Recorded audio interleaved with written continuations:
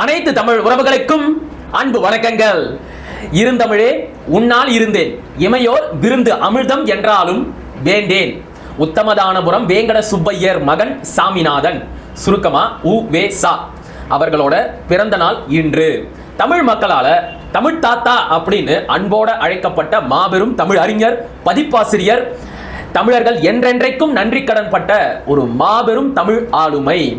தனிப்பட்ட முறையில் உ.வே.சாவை எனக்கு ரொம்பவே பிடிக்கும். அவரோட வாழ்க்கை வரலாற்று புத்தகமான அவரே எழுதிய என் சரித்திரத்தை ஒரு பைபிள் மாதிரியும் குரான் மாதிரியும் பல தடவை திரும்ப நான் படிச்சிருக்கிறேன். ஓலைச்சுவடிகளை தேடி அவர் அலைஞ்சதை பத்தியும், அந்த ஓலைச்சுவடிகளை எல்லாம் வச்சு ஆராய்ச்சி சங்க இலக்கியங்களையும் 50 காப்பியங்களில் 3ஐயும் பதிப்பிச்ச செய்திகளை எல்லாம் படிக்கும் போது என்னையும் அறியாம எனக்குள்ள ஒரு தமிழ் ஆர்வமும் மகிழ்ச்சியும் ஏற்படுறத தவிர்க்கவே முடியாது. இதெல்லாம் உங்களுக்கே நல்லா தெரியும். ஆனா பெரிய கொடுமை என்ன அப்படின்னா, இவரை பத்தி எவ்வளவு வேணும்னாலும் பேசலாம், எவ்வளவு மணி நேரம் வேணும்னாலும் பேசலாம், அவ்வளவு தொண்டுகளை தமிழுக்காக செஞ்சிருக்கிறாரு. ஆனா அதை பத்தி எல்லாம் பேசாம பிறப்பால இவர் ஒரு பார்ப்பனர் என்கின்ற ஒரே காரணத்திற்காக இவரை தொடர்ந்து வசைபாடி கொண்டிருக்கிறது ஒரு கூட்டம். அவங்க என்ன சொல்றாங்க அப்படின்னா, உ.வே.சா தன்னுடைய பார்ப்பன ஜாதி பாசத்தோட நடந்துகிட்டாரு. பல இடங்கள்ல அவர் பதிப்பித்த சங்க இலக்கியங்கள்ல ஆரிய சார்பான கருத்துக்களை புகுத்தி இருக்கிறாரு, ஆரிய மரபுகளை எல்லாம் தமிழ் மரபு போலவே காட்டி இருக்கிறாரு அப்படின்னு தொடர்ந்து குற்றம் சாட்டிக்கிட்டே வராங்க. அதுலயும் குறிப்பா நம்ம ஐயா பாவலரேறு பெருஞ்சித்திரனார் அவர்கள் எழுதிய ஆரிய பார்ப்பனர்களின் அளவிறந்த கொட்டங்கள் அப்படிங்கிற புத்தகத்துல இத பத்தி ரொம்ப விரிவாவே பதிவு செஞ்சு வச்சிருக்கிறாரு. இப்ப இவங்க சொல்றதெல்லாம் உண்மையாகவே உ.வே.சா தன்னுடைய ஜாதி பாசத்தோட நடந்துகிட்டாரா? ஆரிய கருத்துக்களை எல்லாம் தமிழ் சங்க இலக்கிய பதிப்புகள்ல புகுத்தினாரா? இத பத்தி தான் இன்றைய காணொளியில ரொம்ப விரிவா பார்க்க போறோம், பேச போறோம். உ.வே.சா ஆரிய சார்போட நடந்துகிட்டாரு அப்படின்னு சொல்றவங்க எல்லாம் அடிக்கடி ஒரு விடயத்தை சுட்டி காட்டுவாங்க. அது என்ன அப்படின்னா, உ.வே.சா அவர்களால் 1894ஆம் ஆண்டு பதிப்பிக்கப்பட்ட புறநானூற்றில் வருகின்ற 34வது பாடல் தான். அந்த பாடல் என்ன சொல்லுது? ஆயின் முளை அறுத்த அரணிலோருக்கும், மான் இழை மகளிர் கரு சிதைத்தோருக்கும், பார்ப்பார் தப்பிய கொடுமையோருக்கும், வழுவாய் மருங்கில் கழுவாயும் உள என. இந்த பாடலோட 3வது அடியில் வருகின்ற பார்ப்பார் தப்பிய கொடுமையோருக்கும் என்ற வரியில் உள்ள பார்ப்பார் என்கின்ற சொல் பாடம் தவறானது. அதுக்கு பதிலா குறவர் என்பதே சரியான பாடம். குறவர் அப்படின்னா சமய தொண்டு செய்கின்ற அடியார்கள் என்று பொருள். அதை உ.வே.சா தான் பார்ப்பார் அப்படின்னு திருத்திட்டாரு. அதாவது இந்த பாடலோட முழுமையான பொருள் என்ன அப்படின்னா, இந்த செயல்களை செய்வது மிகப்பெரிய பாவம் அப்படின்னு ஒரு சில விஷயங்களை சுட்டி காட்டுவாங்க. அதுல மிக முக்கியமான பாவம் சமய தொண்டு செய்கின்ற அடியார்களுக்கு கேடு செய்வது மிகப்பெரிய பாவம். குறவர் தப்பிய கொடுமையோருக்கும், அதை பார்ப்பனருக்கு கேடு செய்தால் மிகப்பெரிய பாவம் என்று பொருள்படும்படி பார்ப்பார் தப்பிய கொடுமையோருக்கும் என்று உ.வே.சா அவர்கள் மாற்றிவிட்டார், திருத்திவிட்டார் அப்படின்னு சொல்லுவாங்க. சரி, இந்த குற்றச்சாட்டை யாரு முதலா எழுப்பினது? சித்தாந்த கலாநிதி உரைவேந்தர் அவ்வை துரைசாமி பிள்ளை தான். 1894இல் உ.வே.சா அவர்களால் பதிப்பித்து வெளியிடப்பட்ட புறநானூற்றுக்கு 1947இல் தென்னிந்திய சைவ சித்தாந்த நூற்பதிப்பு கழகத்தின் வாயிலாக நவீன கால உரை எழுதியவர் தான் உரைவேந்தர் அவ்வை துரைசாமி பிள்ளை. அவர் தன்னுடைய புறநானூற்று உரையில பார்ப்பார் தப்பிய கொடுமையோருக்கும் அப்படிங்கிற பாடத்துக்கு பதிலா குறவர் தப்பிய கொடுமையோருக்கும் அப்படிங்கிற பாடத்தை தான் குறிப்பிட்டு இருப்பாரு. அது மட்டும் இல்லாம அந்த பாடலோட உரையில இந்த பார்ப்பார் தப்பிய கொடுமையோருக்கும் என்பது பரிமேலழகர் காலத்துல தான் மாற்றப்பட்டிருக்கும் அப்படிங்கிற விஷயத்தையும் சுட்டி காட்டி இருப்பாரு. அவ்வை துரைசாமி பிள்ளையோட இந்த புறநானூற்று உரையை படித்தவர்கள் எல்லோருமே அதன் பிறகு உ.வே.சாவை கடுமையா விமர்சனம் செய்ய தொடங்கிட்டாங்க. இப்படி ஒரு பாடம் இருக்குன்னு தெரிஞ்சும் கூட, அதாவது பாடம் அப்படின்னா பல ஓலைச்சுவடிகளை வச்சு ஆராயும் போது ஒரு குறிப்பிட்ட வரியில வர பாடமானது இன்னொரு ஓலைச்சுவடிகள்ல வேற மாதிரி குறிப்பிடப்பட்டிருக்கும். இதுக்கு பேர் பாட வேறுபாடு. ஆக புறநானூற்று 34வது பாடலுக்கு பார்ப்பார் தப்பிய கொடுமையோருக்கும் என்ற பாடத்திற்கு பதிலாக குறவர் தப்பிய கொடுமையோருக்கும் என்ற ஒரு பாடம் இருக்குன்னு தெரிஞ்சும் கூட உ.வே.சா அவர்கள் தன்னுடைய ஜாதி பாசத்தோட ஆரிய இன பற்றோட பார்ப்பார் தப்பிய கொடுமையோருக்கும் அப்படிங்கிற பாடத்தை மட்டும்தான் பயன்படுத்தி இருக்கிறாரு. இது மிகப்பெரிய தப்பு அப்படின்னு எல்லாம் பல பத்திரிகைகள்ல உ.வே.சாவை கடுமையா விமர்சனம் பண்ணி எழுத தொடங்கினாங்க. ஆனா உண்மை என்ன? உண்மையாகவே உ.வே.சா புறநானூற்று பாடலை திருத்தினாரா, மாற்றினாரா? இல்ல. பரிமேலழகர் ஒரு ஆரிய பார்ப்பனர் அப்படிங்கிறதும், அவர் எழுதிய திருக்குறள் உரையில பல ஆரிய சார்பான கருத்துக்களை வம்படியாகவும் வலிந்தும் திணிச்சிருப்பாரு அப்படிங்கிற செய்தியும் நம்ம எல்லாருக்கும் நல்லாவே தெரியும். அப்படிப்பட்ட பரிமேலழகரால் எழுதப்பட்ட திருக்குறள் உரை, அதில் வருகின்ற செய் நன்றி அறிதல் என்கின்ற அதிகாரம், அந்த அதிகாரத்தில் உள்ள எண்ணன்றி கொன்ற மகர்க்கும் ஊய் உண்டாம் ஊய்வில்லை செய் நன்றி கொன்ற மகர்க்கும் என்கின்ற திருக்குறளுக்கு உரை எழுதும் போது பரிமேலழகர் இந்த புறநானூறு 34வது பாடலைத்தான் மேற்கோளாக காட்டியிருப்பார்.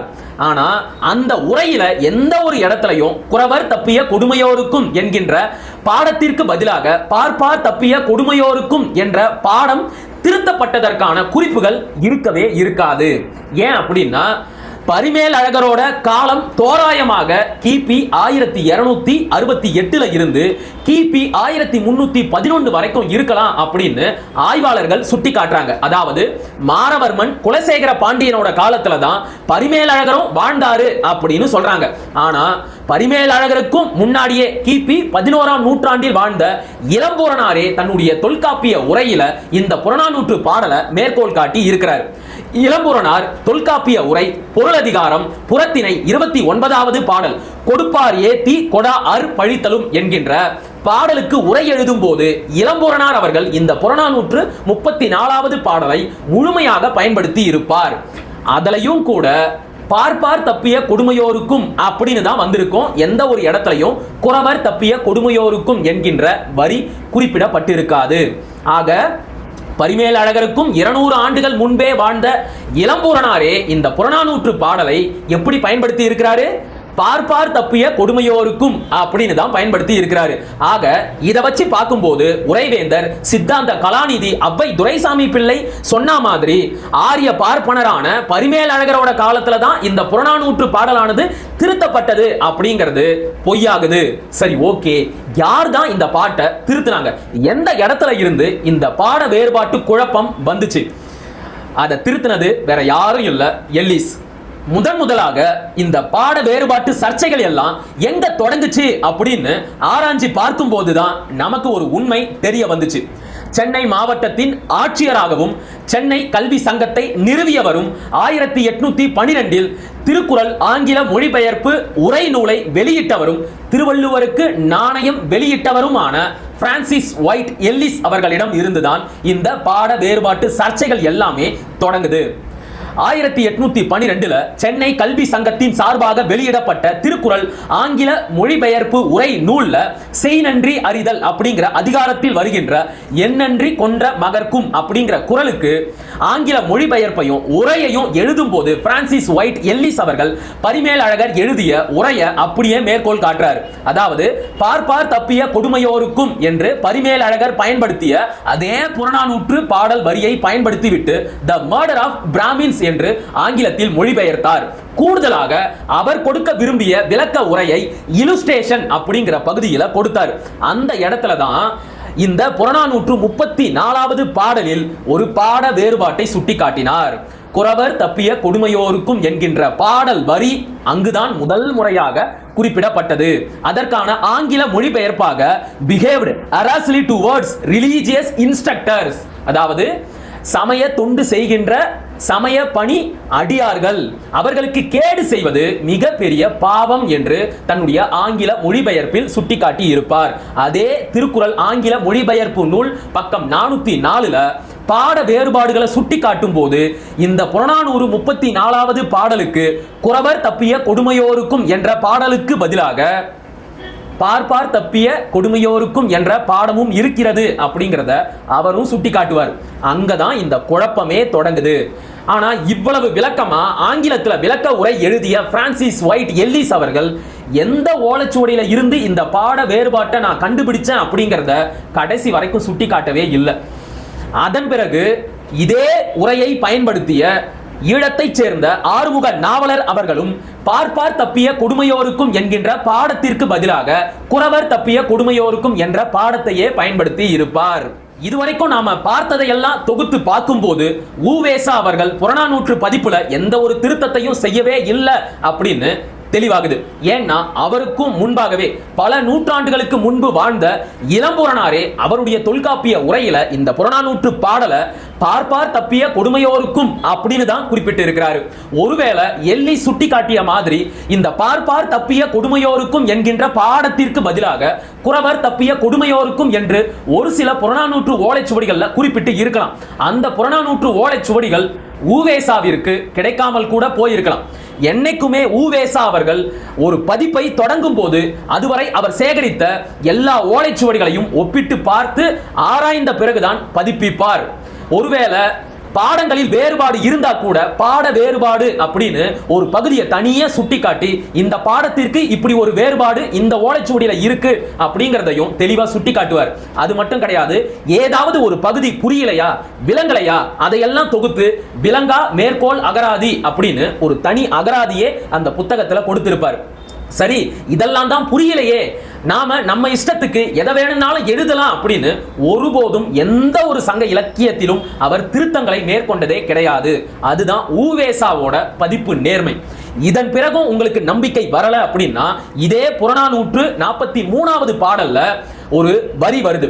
தாமப்பல் கண்ணனார் என்பவரால் எழுதப்பட்ட அந்த புறநானூற்று பாடலானது ஆர்ப்புனை தெரியல நின் முன்னோர் எல்லாம் பார்ப்பார் நோவா செய்யலார்.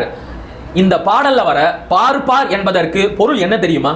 உனக்கு முன்னாடி வாழ்ந்த முன்னோர் எல்லாம் பார்ப்பனர்களுக்கு எந்த ஒரு கேடும் செஞ்சதே இல்லை அப்படிங்கிறது தான் இந்த பாடலோட பொருள். இந்த பாடலுக்கு உரை எழுதிய அவ்வை துரைசாமி பிள்ளை எந்த ஒரு இடத்துலையும் பார்ப்பார் என்பதற்கு பதிலாக குறவர் அப்படின்னு சுட்டி காட்டவே இல்லை. இன்னும் சொல்ல போனா குறவர் என்கின்ற சொல் சங்க இலக்கியத்துல எந்த ஒரு இடத்துலையும் கையாளப்படவே இல்லை. அது பிற்காலத்துல 18 கீழ்கணக்கு நூல்கள்ல தான் அதிகமா கையாளப்பட்டிருக்கு. ஏன்னா அதுதான் சமய குறவர்களோட காலகட்டமா இருந்துச்சு. அதனால தான் அந்த காலத்துல உருவான இலக்கியங்கள்ல குறவர் என்கின்ற சொல் அதிகமா கையாளப்பட்டிருக்கும். அதனால ஊவேசா அவர்கள் சங்க இலக்கியத்துல திருத்தங்களை செஞ்சாரு, ஆரிய சார்போட நடந்துகிட்டாரு, தன்னுடைய பார்ப்பன ஜாதி பாசத்தோட நடந்துகிட்டாருன்னு சொல்றது எல்லாமே அப்பட்டமான பொய். இதுக்கு இன்னொரு சம்பவத்தையும் நான் சுட்டி காட்டுவேன். ஊவேசா ஆரிய சார்போடத்தான் நடந்துகிட்டாரு அப்படின்னு இப்பவும் நம்பிக்கிட்டு இருக்கிறவங்க இப்ப நான் சொல்ல போற ஒரு சரித்திர நிகழ்வை கேட்டுட்டு அப்புறம் ஒரு முடிவுக்கு வாங்க. ஊவேசா சிலப்பதிகாரத்தை பதிப்பிக்கலாம் அப்படின்னு முடிவு செஞ்சு அதற்கான ஓலைச்சுவடிகளை தேடி பல ஊர்களுக்கும் பயணப்பட்டாரு. அப்படி அவரு பயணம் போன ஒரு ஊர் தான் திருநெல்வேலிக்கு பக்கத்துல இருக்கிற கரிவலம் வந்த நல்லூர். அந்த ஊர்ல இருக்கிற பால்வண்ணநாதர் கோவில்ல வரகுண பாண்டியனோட பல ஏட்டுச்சுவடிகள் இருக்கிறத கேள்விப்பட்டு அந்த கோவிலுக்கு போயிட்டு கோவிலோட தர்மகர்த்தா கிட்ட விசாரிச்சார். ஐயா, இந்த கோவில்ல வரகுண பாண்டியனோட பல தமிழ் ஏட்டுச்சுவடிகள் இருக்காமே, அதையெல்லாம் நான் பார்க்கலாமா அப்படின்னு கேட்டு இருக்கிறார். அதுக்கு கோவிலோட தர்மகர்த்தா, வரகுண பாண்டியன் இறந்த பிறகு அவருடைய சொத்துக்கள் எல்லாம் கோவிலுக்கு சொந்தமாயிடுச்சு, அவருடைய உடைமைகள் எல்லாம் அவருடைய சொத்துக்கள் தனிப்பட்ட பொருட்கள் எல்லாம் இந்த கோவிலுக்கே வந்துருச்சு அப்படின்னு சொல்லி இருக்கிறாரு. சரிங்கய்யா, எனக்கு அதெல்லாம் நல்லா தெரியும், அந்த உடைமைகள்ல தான் இந்த ஓலைச்சுவடிகளும் இருக்காமே, அதையெல்லாம் நான் பார்க்கணும் அப்படின்னு கேட்டு இருக்கிறாரு. அதுக்கு அந்த தர்மகர்த்தா, உங்களுக்கு எதுக்கு அதெல்லாம் அப்படின்னு எதிர்கேள்வி கேட்டு இருக்கிறாரு. பதில் சொன்ன ஊவேசா, நான் இப்படி இந்த ஓலைச்சுவடிகளை எல்லாம் சேகரிச்சு சங்க இலக்கியங்களை பதிப்பிச்சுக்கிட்டு இருக்கிறேன், எனக்கு இந்த ஓலைச்சுவடிகள் பெரிதும் பயன்படும், தயவு செஞ்சு அதை என்கிட்ட காட்டுங்க அப்படின்னு கேட்டு இருக்கிறாரு. அதுக்கு தர்மகர்த்தா, அவசரப்படாதீங்க, அதெல்லாம் ஏதோ பழைய கணக்கு சுருணைகளாம், அதை கண்ட இடத்துல போடக்கூடாதான், அதனால ஆகமத்துல சொன்ன மாதிரி செஞ்சிட்டோம் அப்படின்னு சொல்லி இருக்கிறாரு. இதை கேட்ட உடனே ஊவேசா அவர்களுக்கு ஒரு சின்ன பதற்றம், பயம் வந்திருக்கு. ஆகமத்துல சொன்ன மாதிரியா, என்ன செஞ்சிட்டீங்க அப்படின்னு கேட்டு இருக்கிறாரு. அதான் ஆகமத்துல சொன்ன மாதிரி மண்ணுல குழி வெட்டி நெய் வார்த்து ஆகுதி ஆக்கிட்டோம், அதாவது குழி வெட்டி நெய் ஊத்தி அதுல ஓலைச்சுவடிகளை எல்லாம் போட்டு தீ வச்சு கொளுத்திட்டோம் அப்படின்னு சொல்லி இருக்கிறாரு. இத கேட்ட மாத்திரத்துல ஊவேசா தலையில இடி விழுந்த மாதிரி ஆயிடுச்சு. ஒரு நிமிஷம் அப்படியே உறைஞ்சு போய் நின்னுட்டார். அவரையும் அறியாம, ஐயோ, யாரு சொன்னா, எந்த ஆகமத்துல சொல்லி இருக்கு தமிழ் ஓலைச்சுவடிகளை தீ வச்சு கொளுத்தணும் அப்படின்னு? அப்படி சொல்லி இருந்தா, நல்லா கவனிங்க, அப்படி சொல்லி இருந்தா அந்த ஆகமத்தை தாண்டா முதல்ல தீ வச்சு கொளுத்தணும் அப்படின்னு அந்த தர்மகர்த்தா கிட்டயே சொல்லிட்டு வந்தவர் தான் ஊவேசா. அவர் ஒரு ஆரிய பார்ப்பனரா இருந்திருந்தா, ஆரிய பற்றோட இருந்திருந்தா இந்த வார்த்தை அவர் வாயில வந்திருக்குமா? இந்த காணொளியோட தொடக்கத்துல ஒரு பாடல் வரி சொன்னனே, நினைவு இருக்கா? இருந்தமிழே உன்னால் இருந்தேன், இமையோர் விருந்து அமிழ்தம் என்றாலும் வேண்டேன். தமிழ் விடு தூது அப்படிங்கிற ஒரு தூது இலக்கியத்துல வர பாடல் வரி இது. அந்த தமிழ் விடு தூதை பதிப்பித்ததே ஊவேசா தான். அந்த ஏட்டுச்சுவடியை எடுத்து புரட்டும் போது இந்த வரி அவர் கண்ணுல பட்டுடுச்சு. அந்த வரியில அவர் மனசு அப்படியே சிக்கிக்கிச்சு. ஏன்னா அவருக்கு தமிழ் அப்படிங்கிறது உயிர் மாதிரி. இந்த பாடல்ல சொல்ற மாதிரி இருந்தமிழே, அதாவது என்னைக்குமே இருக்கிற தமிழே, நேற்றைக்கு இருந்த இன்னைக்கு இருக்கிற என்னைக்குமே இருப்ப இருந்தமிழே, உன்னால் இருந்தேன், உன்னால தான் நான் வாழ்ந்துகிட்டு இருக்கிறேன். இமையோ தேவர்கள் வந்து சாகாத மருந்தான அமிர்தத்தையே கொடுத்தாலும் எனக்கு வேணாம், நீ இருக்கிறியே போதும் அப்படின்றது தான் அந்த பாடலோட வரி. அதுக்காகவே தமிழ் விடு தூதை பதிப்பித்தவர் தான் உவே சாமிநாத ஐயர். உங்களால அவரை போற்ற முடியல, புகழ முடியல அப்படின்னாலும் பரவாயில்ல, கடந்து போங்க. பிறப்பால் அவர் ஒரு பார்ப்பனர் அப்படிங்கிற ஒரே காரணத்துக்காக அவர் செஞ்ச தமிழ் தொண்டுகளை எல்லாம் மறந்து தூற்றாதீங்க. அது நல்லதே கிடையாது. தமிழர்கள் என்றைக்குமே நன்றி உணர்வு உள்ளவர்கள். சரியா? அவர் நிறைய தப்பு செஞ்சிருக்கலாம், அதையெல்லாம் விட்டுட்டு அவர் செஞ்ச தமிழ் தொண்டை மட்டும் பாருங்க. இதுவரைக்கும் நான் உங்ககிட்ட சொன்ன எல்லா தகவலும் ஊவேசா அவர்களின் வாழ்க்கை வரலாற்றை செம்பதிப்பாக கொண்டு வந்த தமிழ் அறிஞர் பா சரவணன் அவர்கள் எழுதிய கட்டுரையில இருந்துதான். 2017 காலச்சூழல ஐயருக்கு எதிரான அபவாதங்கள் அப்படிங்கிற தலைப்புல மிக விரிவா கட்டுரையா எழுதி இருப்பாரு. அதுல இருந்துதான் இதையெல்லாம் சொன்னேன். நீங்க யாருக்காவது நன்றி தெரிவிக்கணும் அப்படின்னா ஐயா பா சரவணனுக்கு தெரிவியுங்கள். சரியா? மீண்டும் அடுத்த காணொளியில் சந்திப்போம். அதுவரை இணைந்திருங்கள். இது உங்கள் நெற்றிக்கண். நான் உங்கள் மகிழன். படிப்போம், மகிழ்வோம், பயன்பெறுவோம், கற்போம், கற்பிப்போம், களமாடுவோம். தமிழ் வெல்க, தமிழர் வாழ்க, தமிழ்நாடு வளர்க, தமிழ் தேசியம் மலர்க, மலர்க, மலர்க. நன்றி, வணக்கம்.